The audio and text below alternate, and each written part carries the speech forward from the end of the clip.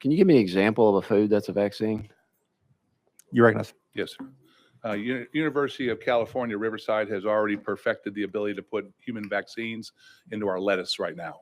Also, tomatoes has the ability to do that also for UC Berkeley. And then Big Tobacco, RJ Reynolds and stuff has perfected the ability to put a human vaccine into tobacco products. Chairman Clements. And is that even legal to do in the state of Tennessee, to sell those with a vaccine in them? You recognize. Well, I'm not arguing that point. What I'm saying is there is no law deeming those that when you go into a grocery store, you should know as a consumer, this head of lettuce is a head of lettuce.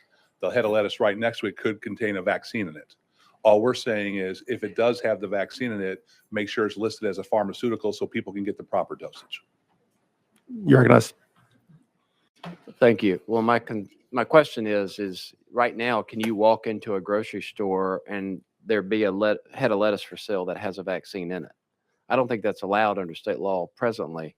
And if it is, and you have to list it as a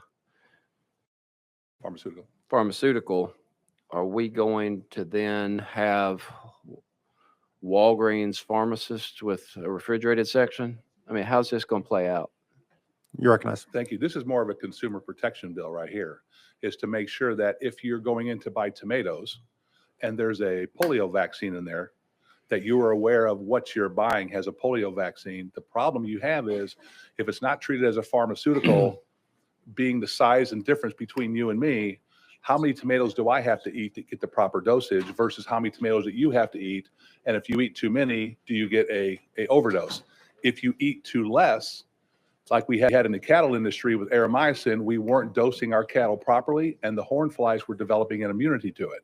If we don't have the proper dosage of a vaccine, it could lead to the efficacy of that drug not work anymore. Talk to me about the lettuce bill for a second. Yeah, what about it? Where did this threat come from? Came from a constituent who moved from California, who was tied to UC Berkeley out there. University of California, Riverside has already perfected the ability to put human vaccines into our lettuce right now. He brought this to my attention, and at first it sounds absolutely incredible, right? And then he produced. That's one word for it. But then he produced all the documentation. I Googled it after you ran this, okay? First of all, it's not fully ready yet. Like Sure it is. How many tomatoes do I have to eat to get the proper dosage versus how many tomatoes that you have to eat? And if you eat too many, do you get a overdose? What this says is if this technology continues to advance, we just want to make sure that we are having transparency in what people are buying at a grocery store. That's all. If you eat too less, like we had in the cattle industry with Aeromycin, we weren't dosing our cattle properly and the horn flies were developing an immunity to it. You should know as a consumer, this head of lettuce is a head of lettuce. The head of lettuce right next to it could contain a vaccine in it. You got lettuce vaccine bills and you don't have gun bills. Like, that's crazy, man. That's a little out there, man. I gotta say. Ayes have it. Bill goes on to counter and rules. If you wish to be recorded as a no, please notify the clerk.